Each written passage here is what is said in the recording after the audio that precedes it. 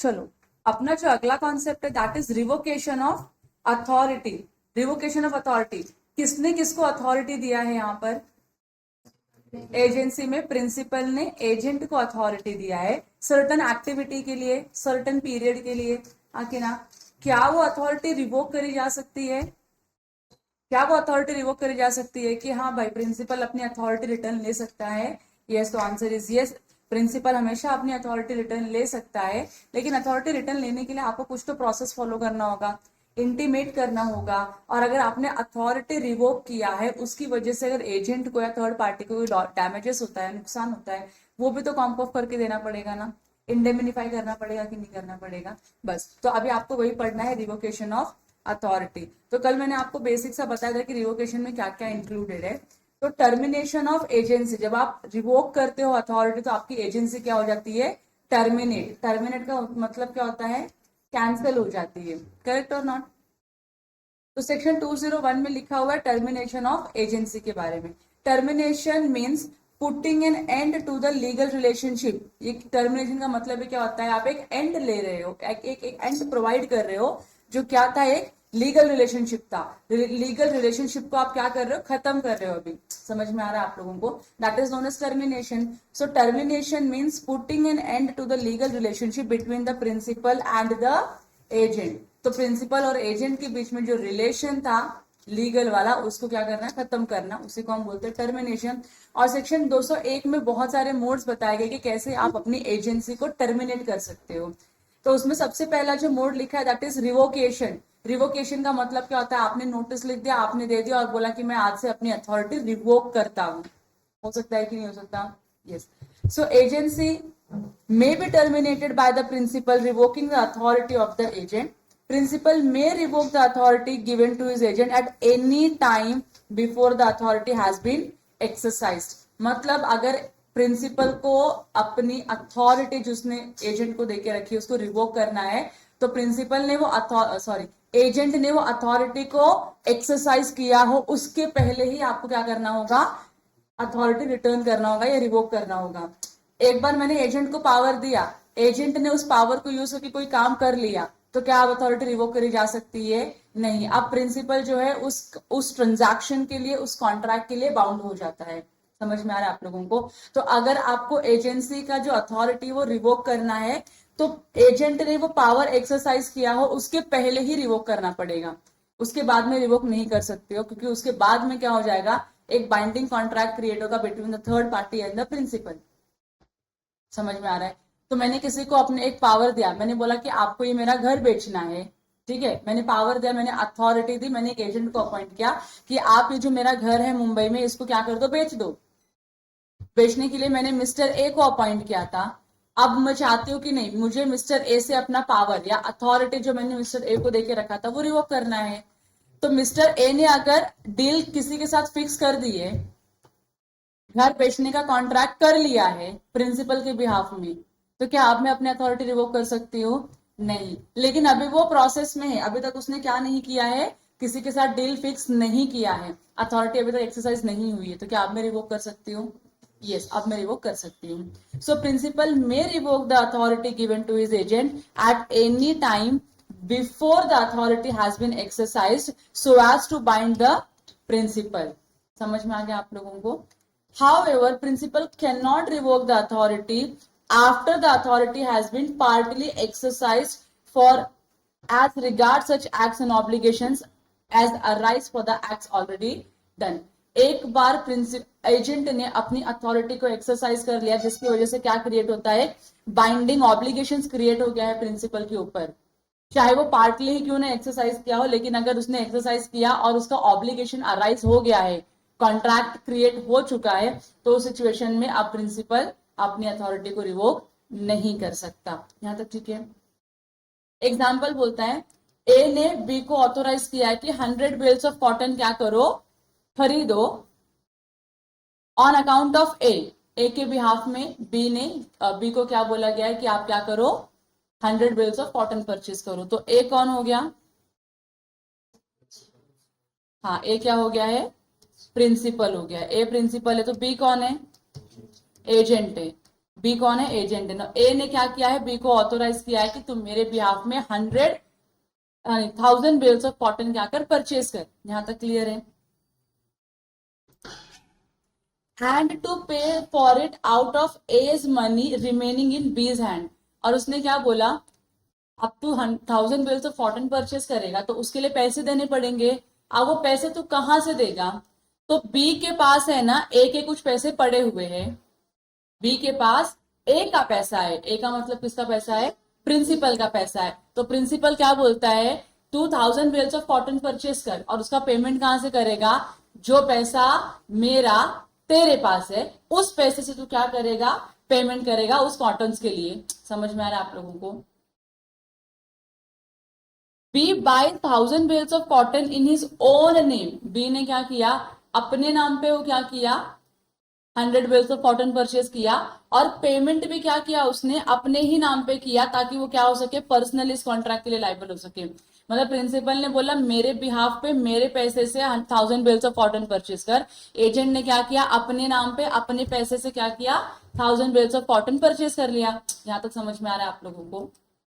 और वो क्या कर दिया? अब जब एजेंट ने अथॉरिटी के बाहर जाके काम किया है, अपने नाम पे काम किया है, तो क्या एजेंट अब पर्सनली लाइबल है इस ट्रांजैक्शन के लिए? यस ना? तो उसने क्या किया है? अपने आप को पर्सनली लाइबल कर दिया है, प्रिंसिपल को नहीं, उसने अपने आप को पर्सनली लाइबल किया। यहां तक क्लियर है? So A can not revoke B's authority so far as regards payment for the cotton. अब यहाँ पे ए बी की अथॉरिटी रिवोक कर सकता है क्या? नहीं कर सकता। क्यों नहीं कर सकता? क्योंकि बी ने जो काम किया है वो अपने पर्सनल नाम पे किया है। समझ में आ रहा है? बी जो है उसने अपने नाम पे वो कॉन्ट्रैक्ट कर लिया, अपने आप को पर्सनली लाइबल कर लिया है। तो अब प्रिंसिपल के पास कोई राइट नहीं है उसकी उस अथॉरिटी को रिवोक करने का। समझ में आ गया? So A can not revoke B's authority as far as regards the payment for the cotton. उसने बोला था कि मेरे पैसे से पेमेंट कर देना, लेकिन उसने अपने पर्सनल पैसे से पेमेंट कर दिया है। तो इस सिचुएशन में ए उस अथॉरिटी को रिवोक नहीं कर सकता। पहला पॉइंट क्लियर है आप लोगों को? सेकेंड एग्जाम्पल सेम है। सेम एग्जाम्पल है जहां पे उसने क्या बोला? 1000 बेल्स ऑफ कॉटन परचेस करो, मेरे बिहाफ पे परचेस करो, और पैसे भी कहां से दो? मेरे पैसे से दो जो आपके पास पड़े हुए हैं। यहां तक क्लियर? सेम सिचुएशन है। बी ने क्या किया? वो कॉटन भी परचेस किया on account of in A's name and so as not to render himself personally liable। अब यहां पे उसने क्या किया? जैसा प्रिंसिपल ने बोला था एग्जैक्टली वो किया। पेमेंट भी उसके ही जो पैसे थे बी के पास उससे ही पेमेंट किया। तो अब क्या यहाँ पे एजेंट पर्सनली लाइबल होगा क्या? नहीं। उसने क्या किया? प्रिंसिपल के बिहाफ में प्रिंसिपल के गिवन डायरेक्शंस को फॉलो करके प्रिंसिपल के लिए काम किया है कि नहीं? तो इस सिचुएशन में क्या ए अपनी अथॉरिटी रिवोक कर सकता है बी से कभी भी? यस, कर सकता है। लेकिन कब कर सकता है? जब वो कॉन्ट्रैक्ट कंक्लूड होने के पहले या ऑब्लिगेशन अराइज होने के पहले कॉन्ट्रैक्ट का। सो ए can revoke B's authority for the payment of cottons. समझ में आया? ऊपर के एग्जांपल में क्या डिफरेंस क्रिएट किया? ऊपर के एग्जांपल में उसने अपने आप को पर्सनली लाइबल किया, वहां पे प्रिंसिपल लाइबल नहीं हो रहा था, इसके लिए प्रिंसिपल पेमेंट की अथॉरिटी रिवोक नहीं कर सकता था। इस एग्जांपल में क्या है? उसने प्रिंसिपल को लाइबल किया। अब जहां पे प्रिंसिपल लाइबल होता है तो वहां पे प्रिंसिपल के पास राइट होता है ना अपनी अथॉरिटी रिवोक करने का। तो प्रिंसिपल क्या कर सकता है? अथॉरिटी रिवोक कर सकता है, लेकिन कॉन्ट्रैक्ट को परफॉर्म करने के पहले या कॉन्ट्रैक्ट में एंटर होने के पहले अथॉरिटी रिवोक कर सकता है, उसके बाद नहीं। यहां तक क्लियर हो गया? अब सेकंड पॉइंट क्या बोला है सेक्शन 205 में? Compensation for revocation by principal. अगर प्रिंसिपल ने अपनी अथॉरिटी को रिवोक किया, अगर प्रिंसिपल ने अपनी अथॉरिटी को रिवोक किया और एजेंट को नुकसान हुआ, तो क्या प्रिंसिपल को इंडेमिनिफाई करना पड़ेगा? Yes. So if there is a pre mature revocation of agency. Pre mature का मतलब क्या होता है? आपने टाइम के पहले ही एजेंसी को रिवोक कर दिया विदाउट सफिशियंट कॉज, और कोई उसमें खास रीजन नहीं है। The principal must compensate the agent for such revocation. समझिए आप लोगों को? कॉम्पेंसेशन प्रिंसिपल प्रोवाइड करेगा। और अगला सेक्शन बोलता है 206 नोटिस ऑफ रिवोकेशन। अगर आप रिवोक करते हो अपनी अथॉरिटी को तो आपको नोटिस तो देना पड़ेगा, कम्युनिकेट तो करना पड़ेगा। So when the principal having the justification to do so revokes the authority, he must give a reasonable notice to such of such revocation to the agent. तो आपको पता है कि आपके पास वैलिड ग्राउंड है अपनी अथॉरिटी को रिवोक करने के लिए। तो प्रिंसिपल के ऊपर एक ऑब्लिगेशन आता है कि आप आज जाके तुरंत ही मत बोल दो कि मैं अपना अथॉरिटी रिवोक कर रहा हूँ. You have to give a reasonable amount of time. 2 दिन, 3 दिन, 4 दिन, जो भी आपका नेचर ऑफ कॉन्ट्रैक्ट है उसके बेसिस पे आपको क्या देना होगा, रीजनेबल अमाउंट ऑफ टाइम का नोटिस देना होगा एजेंट को कि मैं अपनी अथॉरिटी रिवोक कर रहा हूँ. ठीक है. Otherwise he can be liable to pay the compensation for any damages cost to the agent. अगर आपने रिजनेबल नोटिस नहीं दिया एजेंट को, बिना नोटिस दिया आपने अथॉरिटी को रिवोक किया, तो जो भी डैमेजेस किसको होगा, एजेंट को होगा. वो प्रिंसिपल लाइबल है कॉम्पेंसेट करने के लिए. समझ में आ गया आप लोगों को. और अगला सेक्शन है 207. वो क्या बोलता है, रिवोकेशन एंड रिनंसिएशन में बी एक्सप्रेस्ड और इम्प्लाइड. आप जब अपनी अथॉरिटी को रिवोक करते हो तो वो एक्सप्रेस भी हो सकता है, वो इम्प्लाइड भी हो सकता है. रिनंसिएशन का मतलब क्या था, मैंने आपको बताया था, अपने अपने राइट्स पे गिव अप करना. मेरे पास कुछ राइट है, मैं इनमें उस राइट को एक्सरसाइज नहीं कर रही हूँ, मैं किसी और को भी देना चाहती हूँ तो मैं किसी और को दे सकती हूँ, या मैं वो राइट को किसी और को ट्रांसफर कर सकती हूँ, रिनाउंस कर सकती हूँ, या मैं उस राइट के ऊपर क्या कर सकती हूँ, गिव अप कर सकती हूँ कि मुझको वो राइट चाहिए ही नहीं एज एन एजेंट. तो आप अगर रिनंसिएशन भी करते हो या आप रिवोकेशन करते हो तो ये आपका एक्सप्रेस भी हो सकता है और इम्प्लाइड भी हो सकता है. सेक्शन 207 बोलता है. सो यहाँ पे एग्जांपल दिया है, A empowers B to let his house, afterward A lets it himself. This is an implied revocation of B's authority. यहाँ पे क्या हुआ है, ए है, ए का कोई घर है, ए का कोई घर है, ए ने किसको बोला, बी को बोला. ए ने बी को पावर दिया और बोला ये घर है ना, लेट आउट कर दो. लेट आउट करना मतलब रेंट पे देना, भाड़े पे देना होता है. तो लेट आउट करने के लिए बोला था. किसको बोला था, बी को बोला था. समझ में आ रहा है आप लोगों को. So A empowers B to let his house and afterward A lets it himself. उसके बाद उसने क्या किया, ए ने क्या किया, खुद ने ही भाड़े पे किसी और को दे दिया. पहले उसने किसको एम्पावर किया था, बी को एम्पावर किया था, लेकिन उसके बाद उसने क्या किया, अथॉरिटी को ऑटोमेटिकली रिवोक कर दिया. क्योंकि कैसे मालूम पड़ा अथॉरिटी को रिवोक किया, उसने ही किसी और को दे दिया भाड़े पे. मतलब बी किसी और को दे भाड़े पे, क्योंकि बी को ये अथॉरिटी दी गई थी कि आप क्या करो, इस घर को लेट आउट कर दो. लेकिन बी उस अथॉरिटी को एक्सरसाइज करे उसके पहले ए ने क्या किया, किसी और को इसको रेंट पे दे दिया, लेट आउट कर दिया. So this is an implied revocation of B's authority. बोला नहीं उसने, किसी और को भाड़े पे दे दिया. इसका यही मतलब है कि तुम्हारी अथॉरिटी को क्या कर लिया गया है, रिवोक कर लिया गया है. समझा आप लोगों को, सिंपल. अब क्या है, नेक्स्ट है रिनाउंसिएशन बाय एजेंट. अगर एजेंट अपने राइट्स को रिनाउंस करता है, अथॉरिटी पे गिव अप करता है, तो क्या, agent may renounce the business of the agency in the same manner in which the principal has a right of revocation. तो प्रिंसिपल के पास राइट है रिवोक करने का अपनी अथॉरिटी, एजेंट के पास राइट है रिनाउंस करने का अपनी अथॉरिटी, कि मैं त्याग कर रहा हूं इस अथॉरिटी का. I am giving up on this authority, I don't want to continue with the agent of your business. समझ में आ रहा है. So agent may renounce the business of the agency in the same manner in which the principal has right of revocation. In the first place, if the agency is for fixed period, अगर agency कितने period का है, fix period का है, 2 महीना, 3 महीना, 4 महीना का, the agent would have to compensate the principal for any premature renunciation without sufficient cost. बराबर कि नहीं. आपको मैंने बोला 5 महीने के लिए मैं आपको अथॉरिटी दे रही हूँ XYZ काम करने के लिए. आप 3rd मंथ पे आते हो और बोलते हो कि मुझे काम नहीं करना है आपके साथ. आपने क्या किया, रिनाउंस कर दिया अपनी अथॉरिटी को, एजेंट आपने रिनाउंस कर दिया. तो इस सिचुएशन में आप ऐसे अचानक से आके रिनाउंस करते हो अपने राइट्स को, अपनी अथॉरिटी को, तो प्रिंसिपल को डैमेज तो हो सकता है कि नहीं. जैसे अगर प्रिंसिपल अपने अथॉरिटी को रिवोक करता है तो एजेंट को डैमेजेस हो सकता है. वैसे अगर एजेंट ने अपने राइट्स को रिनाउंस किया तो प्रिंसिपल को भी तो डैमेजेस हो सकता है, premature revocation and premature renunciation का. तो क्या इस सिचुएशन में क्या एजेंट लाइबल है प्रिंसिपल को कॉम्पेंसेट करने के लिए? यस, एजेंट को भी. क्योंकि अगर आप बोलते हो कि तुम्हारे प्रीमेच्योर टर्मिनेशन से मुझको लॉस हो रहा है, तो इसके भी तो प्रीमेच्योर टर्मिनेशन से उसको लॉस होगा ना. तो जो भी लॉस होगा वो क्या करना पड़ेगा, आपको कॉम्पेंसेट करना पड़ेगा प्रिंसिपल को. ये क्लियर हो गया पहला. दूसरा क्या है, अगर आपने रीजनेबल नोटिस ऑफ रिनाउंसिएशन दिया है, secondly the reasonable notice of renunciation is necessary. The length of notice, that is the period of notice, is to be determined by the same principles which apply to the revocation by the principal. If agent renounces without proper notice, he shall have to make the good any damages thereby resulting to the principal. Clear है आप लोगों को? जैसे अगर ऊपर हमने पढ़ा था कि प्रिंसिपल अगर अपने अथॉरिटी को रिवोक करता है और नोटिस देना जरूरी है और उसने नोटिस नहीं दिया या रीजनेबल टाइम का नोटिस नहीं दिया, तो उस सिचुएशन में एजेंट को जो भी डैमेजेस होगा he can claim from the principal. Same goes with the agent also. अगर एजेंट ने बिना प्रॉपर नोटिस के, बिना रीजनेबल टाइम ऑफ पीरियड का जो नोटिस होता है, अगर नहीं सर्व किया प्रिंसिपल को, तो प्रिंसिपल को उसकी वजह से जो भी डैमेजेस होगा एजेंट को कॉम्पेंसेट करके देना पड़ेगा। सिंपल है। वाइस वर्सा वाला सिचुएशन है, तुमने ये नहीं किया, मुझको लॉस हुआ, तो you have to make the loss good. और यहाँ पे अगर एजेंट ने जो काम करना था, जो एक्टिविटी करनी थी, जो इंटीमेशन देना था, नहीं दिया और उससे प्रिंसिपल को लॉस हुआ, then agent has to make the loss good. दोनों ही situation okay, vice versa situation है। आप ये नहीं बोल सकते कि तुझको लॉस हो तो मैं बेयर करेगा, मुझको लॉस हो तो कोई बेयर करने की जरूरत नहीं है। No, this can not happen. ये क्लियर हो गया आप दोनों को, आप लोगों को? फिर आता है नेक्स्ट टॉपिक है कंप्लीशन ऑफ बिजनेस।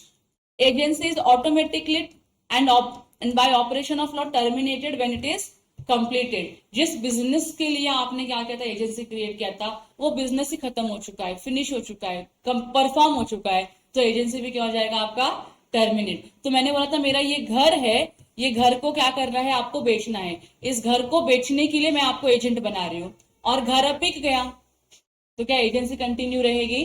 नहीं, एजेंसी भी क्या हो जाएगी, आप टर्मिनेट हो जाएगी, कैंसिल हो जाएगी। समझ में आ गया? And thus for an example, authority of an agent appointed to sell goods ceases to be exercisable when the sale is completed। कुछ गुड्स बेचने के लिए आपको अथॉरिटी दिया था, आपने गुड्स बेच दिया, गुड्स नहीं है अभी, तो अभी आप अपना एजेंसी का राइट एक्सरसाइज कर सकते हो क्या? नहीं, क्योंकि वो जो बिजनेस के लिए आपको अपॉइंट किया था, बिजनेस से क्या हो चुका है, कंप्लीट हो चुका है। सिंपल है। नेक्स्ट है डेथ और इंसेनिटी। आपका अगर प्रिंसिपल जो है, प्रिंसिपल की डेथ हो गई या प्रिंसिपल पागल हो गया, तो टर्मिनेशन हो जाएगा ना। या एजेंट की डेथ हो गई और एजेंट क्या हो गया, पागल हो गया, तो टर्मिनेट हो जाएगा। So agency is determined automatically on the death or insanity of the principal or the agent। Winding up of a company or dissolution of partnership has the same effect। जैसे आप कंपनी डिसॉल्व करते हो तो सारे rights and obligations आपके क्या होते हैं, वहीं खत्म हो जाते हैं। वैसे ही अगर आपकी एजेंसी का एजेंट जो है उसको कुछ हो जाता है या प्रिंसिपल को कुछ हो जाता है, जिसकी वजह से वो लोग अभी कॉन्ट्रैक्ट को फर्दर परफॉर्म नहीं कर सकते, तो यहाँ पे कॉन्ट्रैक्ट ऑफ एजेंसी क्या हो जाएगी, कैंसिल हो जाएगी। And act done by the agent before the death would remain binding. मरने के पहले जो भी काम आप कर गए हो एज एन एजेंट, वो क्या बाइंडिंग रहेगा? यस, तो ट्रांजैक्शन तो बाइंडिंग ही रहेगा ना, उसको आप कैसे रिवोक कर सकते हो? मरने के बाद तो ट्रांजैक्शन ही नहीं कर सकते हो। समझ में आ रहा है आप लोगों को? तो मरने के पहले आपने जो भी काम किया रहेगा, पागल होने के पहले जो भी काम किया रहेगा, that all the work will be binding upon the third person.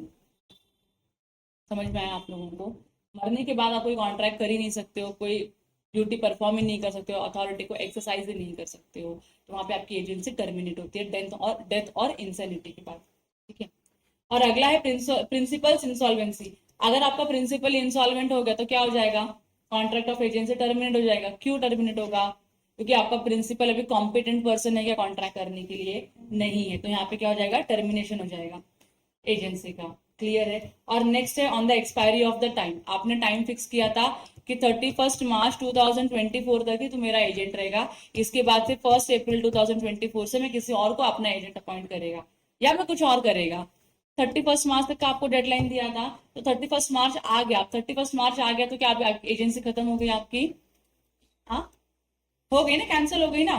Fix period के लिए था, पीरियड एक्सपायर हो गया तो एजेंसी भी क्या हो जाएगी आपकी, खत्म हो जाएगी।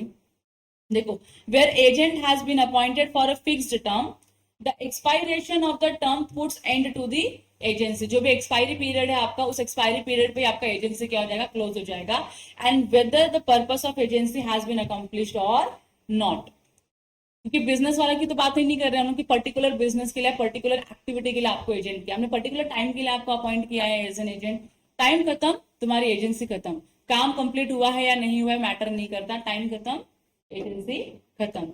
And agency comes to an automatic end on the expiry of its term. Clear हो गया ये? अब ये सिचुएशन है कि अगर आपकी एजेंसी इररिवोकेबल होगी, तो इररिवोकेबल मतलब आप उसको रिवोक नहीं कर सकते। आप इसको क्या नहीं कर सकते, रिवोक नहीं तो इसी को हम बोलते हैं एजेंसी इरिवोकेबल है, आप उसको रिटर्न नहीं ले सकते हो, आप उसको रिवोक नहीं कर सकते हो। अब ऐसा कब होगा कि आप अपनी एजेंसी को रिवोक, अपनी अथॉरिटी को रिवोक नहीं कर सकते हो? तो ऐसा सिचुएशन तब अराइज होता है जब आपका जो एजेंट है उस कॉन्ट्रैक्ट में क्या हो जाता है, इंटरेस्टेड पार्टी हो जाता है। एजेंट क्या होता है उस कॉन्ट्रैक्ट में, इंटरेस्टेड पार्टी हो जाता है, तो प्रिंसिपल अपनी अथॉरिटी को रिवोक नहीं कर सकता। ठीक है। So when the agent is personally interested in the subject matter of the agency, जब आपका जो एजेंट है वो क्या होता है, पर्सनली इंटरेस्टेड हो जाता है उस सब्जेक्ट मैटर में जिसके लिए एजेंसी क्रिएट किया था, उस सिचुएशन में जो एजेंसी वो क्या होती है, इरिवोकेबल होती है। आप अपनी कॉन्ट्रैक्ट ऑफ एजेंसी को रिवोक नहीं कर सकते हो। सेक्शन 202 बोलता है where the agent has himself an interest in the property which forms the subject matter of the agency. मतलब जो प्रिंसिपल की प्रॉपर्टी है, जो प्रिंसिपल की प्रॉपर्टी है, जिस इस प्रॉपर्टी पे जो काम करने के लिए एजेंट को अपॉइंट किया गया था, अगर इस काम में, इस प्रॉपर्टी में एजेंट क्या हो जाता है, इंटरेस्टेड हो जाता है पर्सनली, तो प्रिंसिपल एजेंसी को रिवोक नहीं कर सकता। The agency can not in the absence of any express contract be terminated to the prejudice of such interest. क्योंकि अगर आप एजेंट से टर्मिनेट करोगे तो एजेंट को क्या हो जाएगा, नुकसान हो जाएगा ना, क्योंकि एजेंट का इंटरेस्ट है उस सब्जेक्ट मैटर में, इसके लिए आप एजेंसी को टर्मिनेट नहीं कर सकते हो। अभी इसके दो अच्छे अच्छे एग्जाम्पल लिखे हुए। पहला एग्जाम्पल बोलता है A gives an authority to B to sell his land. A ने क्या किया, बी को अथॉरिटी दिया। ए ने क्या दिया, बी को अथॉरिटी दिया। तो ए कौन हो गया, प्रिंसिपल। बी कौन हो गया, एजेंट। क्या अथॉरिटी दिया है कि ये मेरा लैंड है, इसको आप क्या कर दो, सेल कर दो, बराबर कि नहीं। लैंड को बेचने के लिए उसने अथॉरिटी दिया है। And to pay himself out of the proceeds the debts due to him from A. और क्या बोला उसने कि जो भी इस लैंड को बेच के जो भी पैसे आएंगे, जो भी प्रोसीड्स मिलेगा ना, वो क्या करो, तुम उससे अपना डेट को सेट ऑफ कर लो। क्या कर लो, डेट को सेट ऑफ कर लो। कौन सा डेट, तो डेट यहाँ पे एक दूसरा ट्रांजैक्शन हुआ है, इसके पहले कोई ट्रांजैक्शन हुआ होगा जहां पे A is liable to make the payment to B. मतलब से फॉर एग्जाम्पल बी ने ए को लोन दिया था और A has to repay that loan. तो ये एक कॉन्ट्रैक्ट है जहां पे बी ने ए को लोन दिया था और ए को अभी लोन रीपे करना होगा बी को, हाँ कि ना। तो मानो वो लोन का जो अमाउंट था दैट वाज ऑफ ₹1,00,000, जहां पे ए ने बी से लोन लिया था और बोला कि मैं तुझको फ्यूचर डेट पे लोन पे कर दूंगा। ये समझ में आ रहा है आप लोगों को? तो मतलब अभी ए के ऊपर एक डेट है जो बी को पे करना है। ए ओस टू बी ₹1,00,000, बराबर कि नहीं। आगे जाके ए ने क्या किया, बी को अपना एजेंट बना लिया और क्या बोला, ये मेरा पीस ऑफ लैंड है, इस लैंड को तू बेच दे, और इस लैंड से बेचने के बाद जो पैसे आएंगे ना, उससे तो अपना क्या कर दे, डेट सेट ऑफ कर ले। समझ में आ रहा है? तो अब तुमको ये नहीं लग रहा है कि इस कॉन्ट्रैक्ट में जो बी है ये इंटरेस्टेड पार्टी है सब्जेक्ट मैटर में? क्यों? क्योंकि उसको पता है अगर ये लैंड बिकेगा तो मुझको जो मेरा ये लाइबिलिटी है पे ऑफ हो जाएगा। तो इसमें इंटरेस्ट अराइज हो गया है एजेंट का इंटरेस्ट स्टैब्लिश हो गया है। तो क्या अब यहाँ पे ए अपना एजेंसी रिवोक कर सकता है? नहीं रिवोक कर सकता। So A can not revoke this authority nor can it be terminated by his insanity or death. अगर वो अगर वो प्रिंसिपल पागल भी हो जाता है, उसकी डेथ भी हो जाती है, तो भी इसकी अथॉरिटी रिवोक नहीं होगी, क्योंकि ये इरिवोकेबल कॉन्ट्रैक्ट है। क्योंकि यहाँ पे एजेंट जो है वो क्या है, इंटरेस्टेड पार्टी है। और अगर हमने उसके डेथ या उसकी इंसैनिटी की वजह से एजेंसी के कॉन्ट्रैक्ट को रिवोक कर लिया, तो बी का नुकसान हो जाएगा कि नहीं हो जाएगा? बस, तो बी को लॉस नहीं हो इसके लिए ये एजेंसी क्या हो गई, इरिवोकेबल हो गई। क्लियर है? ये डायग्राम बना लो। ये पहला कॉन्ट्रैक्ट है, ये दूसरा कॉन्ट्रैक्ट है। ये पहला कॉन्ट्रैक्ट ओरिजिनल नहीं है, लेकिन तुम लोगों को अंडरस्टैंड करने के लिए कि कैसे किसी का इंटरेस्ट अराइज होता है, मैंने आपको बेसिक सा एग्जांपल दिया है। Is it clear? लिख लिया? इरेज करूं? अब देखो सेकेंड एग्जांपल क्या बोला है। ए conscience 1,000 bales of cotton to B who has made advances to him on such cottons। अब यहाँ पे क्या हुआ, ए ने बी को कुछ कॉटन्स कंसाइन किए, मतलब गुड्स कंसाइन किया है, बराबर कि नहीं। ए ने बी को कुछ गुड्स दिया है, क्यों दिया है? who has made advances to him on such cottons. B ने क्या किया है? इसी कॉटन्स के ऊपर ए को क्या दिया है? लोन दिया है. एडवांस दिया है मतलब लोन दिया है, बराबर. ए ने बी को कॉटन दिया है और बी ने ए को लोन दिया है. यहां तक का क्लियर हो रहा है आप लोगों को scenario? And desires B to sell the cotton. A क्या चाहता है कि बी कॉटन को बेचे. ए की डिजायर क्या है? ए की डिजायर क्या है? इसने क्यों दिया है cotton? To sell it. A ने बी को कॉटन इसलिए ताकि तुम क्या करो, इस गुड्स को बेच दो. And to repay himself. Goods बेचोगे तो पैसे आएंगे, तो अपने आप को क्या कर लो? रीपे कर लो. किस चीज के लिए रीपे कर लो? जो आपने मुझको लोन दिया था या एडवांस दिया था, जिसके लिए मैंने आपको गुड्स दिया था, कंसाइन किया था. आप क्या करो? गुड्स कंसाइन किया आपको, आप गुड्स बेचोगे, जो पैसे आएंगे उससे आप अपना लोन क्या कर लो? पे ऑफ करवा लो. To repay himself out of the price the amount of his own advances. इसका जो एडवांसेस का अमाउंट था उतना क्या करो? आप रीपे कर लो. एंड इस सिचुएशन में अब ए अपनी अथॉरिटी को रिवोक कर सकता है क्या? नहीं कर सकता. वो पागल भी हो गया या उसकी डेथ भी होगी तो भी अपनी अथॉरिटी, उसकी अथॉरिटी क्या होगी? रिवोक नहीं होगी. समझ में आ गया? सिंपल है. तो अब यहाँ पे बी क्या हो गया है? इंटरेस्टेड पार्टी हो गया है. उसका सब्जेक्ट मैटर में इंटरेस्ट हो गया है कि नहीं अराइज? उसका सब्जेक्ट मैटर में इंटरेस्ट अराइज हो गया है. इसके लिए यहाँ पे अथॉरिटी जो ए ने बी को दिया है वो इररिवोकेबल है. क्लियर हो गया? आगे बढ़ू.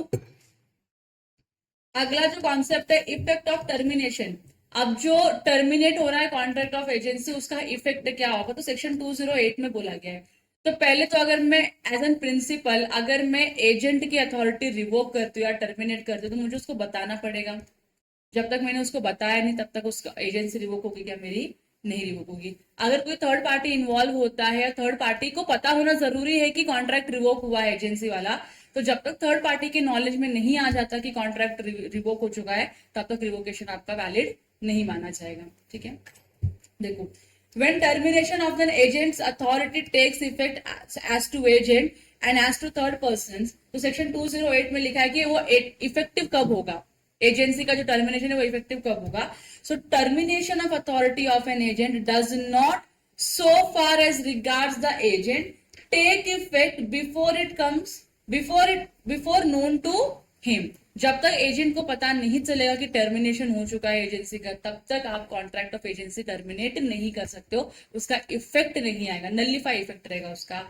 और so far as regards the third person, अगर हम थर्ड पर्सन की बात करते हैं, so before it becomes known to them, जब तक उस थर्ड पार्टी को नहीं पता चल जाता कि एजेंसी टर्मिनेट हो रही है, उसके नॉलेज में नहीं आ जाता टर्मिनेशन ऑफ एजेंसी, तब तक वो इफेक्टिव नहीं होगा. समझ में आ गया?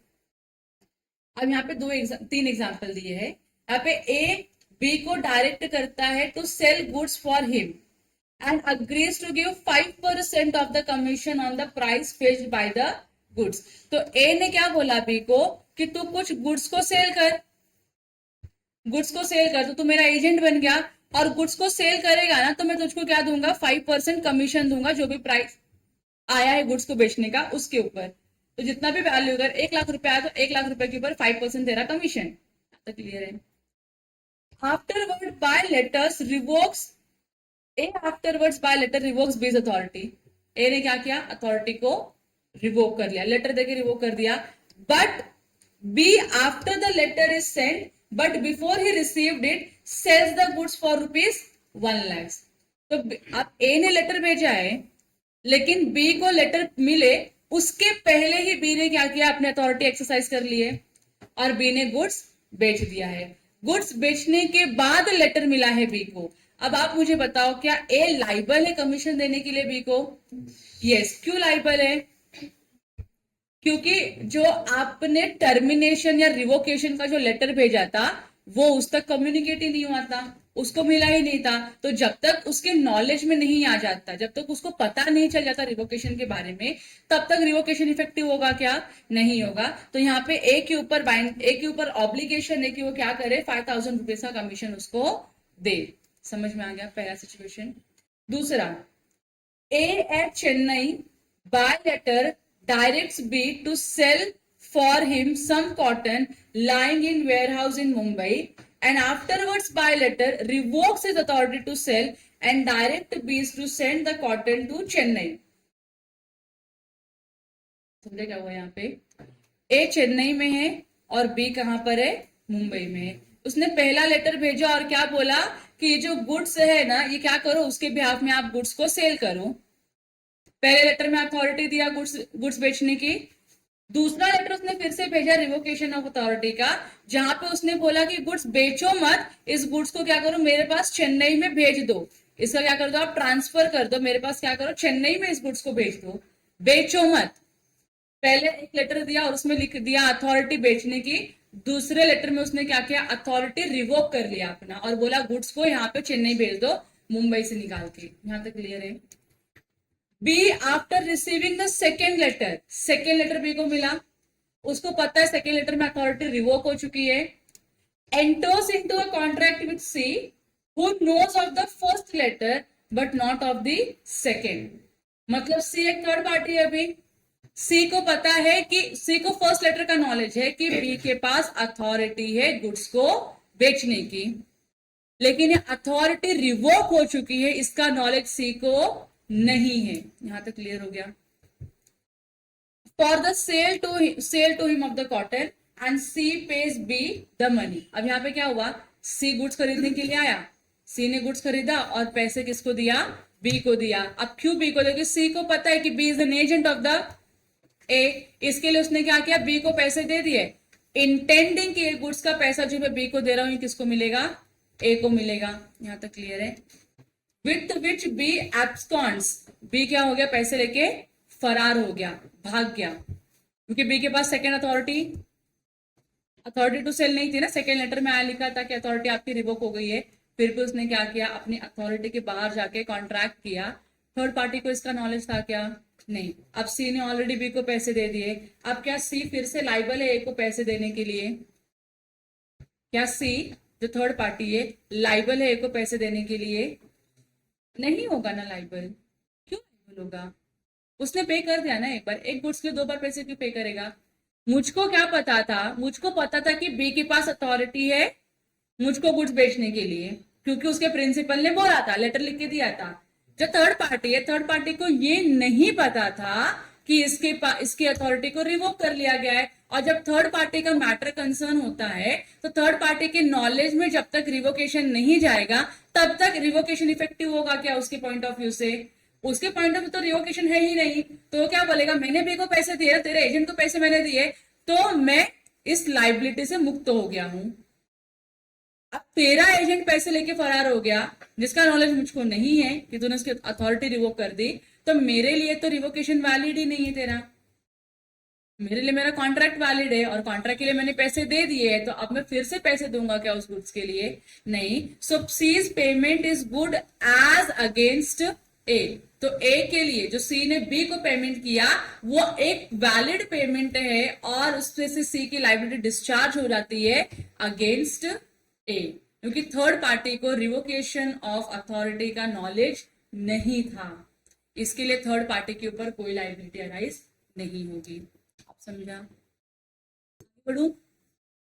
चलो अगला एग्जांपल क्या लिखा है देखो. ए डायरेक्ट्स बी हिज एजेंट. तो अभी यहां पे ए क्या है, बी का एजेंट है. सॉरी, ए प्रिंसिपल है, बी एजेंट है. ए क्या है, प्रिंसिपल है और बी क्या है, एजेंट है. जो उसको क्या डायरेक्शन देता है कि बोलता है कि तू क्या कर, सी को पेमेंट कर दे, मेक पेमेंट टू सी. ए ने बी को अथॉरिटी दी कि तू मेरे बिहाफ में सी को पेमेंट कर दे, और ए डाइज. ए क्या हो जाता है, मर जाता है. मतलब प्रिंसिपल क्या हो गया आपका, मर चुका है. अब प्रिंसिपल मर चुका है तो कॉन्ट्रैक्ट ऑफ एजेंसी वैलिड होगा कि वॉइड हो जाएगा? लेकिन एजेंट, प्रिंसिपल मरने के पहले काम देकर गया एजेंट को, हाँ, तो वो काम करना पड़ेगा क्या, एजेंट को करना पड़ेगा. तो जब ए की डेथ हो जाती है तो जो डी है, जो ए का एग्जीक्यूटर है, एग्जीक्यूटर या लीगल है, takes out probate to his will. वो क्या करता है अपने विल के लिए, विल मतलब क्या होता है, वो अपनी जो प्रॉपर्टी होने वाली जो अभी इसको मिलने वाली है, उसने क्या किया, उसके लिए लीगली इसको कोर्ट में मैटर लेके गया कि ये भाई ये विल है और ये इसका जो भी अभी कुछ भी इसके जो असेट्स या स्टेट्स मिलते हैं वो किसको मिलेंगे, डी को मिलेंगे क्योंकि डी कौन है, इसका एग्जीक्यूटर है, he has all the rights to use the assets of the deceased person, बराबर कि नहीं। तो उसने क्या किया, प्रोबेट करा दिया अपनी विल का। और B after A's death but before hearing of it, मतलब हियरिंग के पहले, क्योंकि अब ये प्रोबेट क्या मतलब मैटर कोर्ट में गया है, लीगल प्रोसीडिंग चालू है। हियरिंग के पहले उसने क्या किया, जो सी को मैं पैसे पे करने थे वो पैसे सी को पे कर दिए। समझ में आ रहा है। तो ए ने डायरेक्शन दिया था बी को कि तू ये पैसे सी को पे करना। डायरेक्शन देने के बाद ए मर जाता है। अब जब ए मर जाता है तो जो उसका एग्जीक्यूटर है जो क्या करता है, उसकी जो प्रॉपर्टीज है, स्टेट है, उसको अपने नाम पे लेने के लिए या उसकी लाइबिलिटीज और उसके असेट्स को लिक्विडेट करने के लिए क्या करता है, कोर्ट में जाता है और लीगल प्रोसीडिंग चालू कर देता है। और ये जब चालू रहता है मैटर, तो हियरिंग अभी तक आई नहीं है कि तुरंत हियरिंग नहीं मिलती आपको। हियरिंग आने के पहले ही बी क्या करता है, ए को वो पैसे रीपे कर देता है, सॉरी सी को वो पैसे रीपे कर देता है जो ए ने उसको रीपे करने बोला था। यहां तक क्लियर है। The payment is good as against D the executor. अब अगर सी के पास राइट था पैसे लेने के लिए, किससे लेने के लिए, ए से लेने के लिए। अब ए नहीं है तो किसके पास जाएगा, वो उसके लीगल एयर के पास जाएगा या एग्जीक्यूटर के पास जाएगा पैसे लेने के लिए। लेकिन क्या सी को मिलेगा पैसे, सी पैसे रिकवर कर सकता है क्या, डी से नहीं कर सकता, क्योंकि बी ने ऑलरेडी पे कर दिया है ना। मतलब सी की लाइबिलिटी ऑलरेडी पे ऑफ हो चुकी है ना, लाइबिलिटी पे ऑफ हो चुकी है कि नहीं। डी ने नहीं किया, डी कर सकता था लेकिन कब करता, डी हियरिंग के बाद करता। बी एजेंट था तो बी ने पहले ही क्या कर दिया, उस मैटर को रिजॉल्व कर दिया। तो बी ने ए के बिहाफ पे सी को पेमेंट कर दिया, is as good as D जो लीगल एयर है या जो एग्जीक्यूटर है ए का, उसने ही पेमेंट किया है सी को। समझा आप लोगों को। तो सी फिर से डी के पास जाके पैसे नहीं मांग सकता क्योंकि सी की लाइबिलिटी क्या हो चुकी है, पे ऑफ हो चुकी है। और D is no more responsible to make the payment to C. समझ में आ गया, क्योंकि डी क्या है, इसका एग्जीक्यूटर है। डी क्या है, इसका एग्जीक्यूटर है। तो एग्जीक्यूटर पे करने के लिए लाइबल होता, लेकिन एग्जीक्यूटर पे करे उसके पहले एजेंट ने पे करके खत्म कर दिया, तो अभी डी की लाइबिलिटी खत्म हो जाती है पे करने की। चलो हो गया, आगे बढ़ू।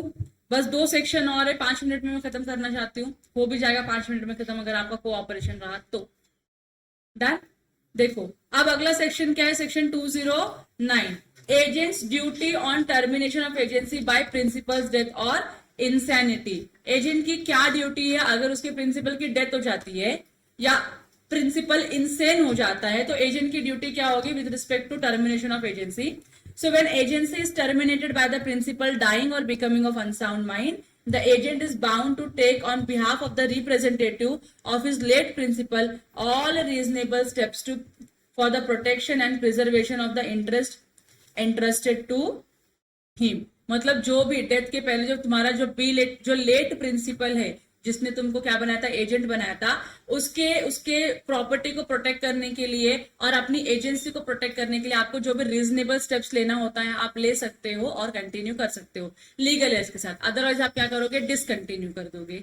समझ में आया, बस इतना ही है। और लास्ट का जो सेक्शन है, सेक्शन 210 क्या बोलता है, टर्मिनेशन ऑफ सब एजेंट्स अथॉरिटी। एजेंट की अथॉरिटी टर्मिनेट हो गई है। एजेंट जब एजेंट को अपॉइंट करता है तो इसको हम सब एजेंट बोलते हैं।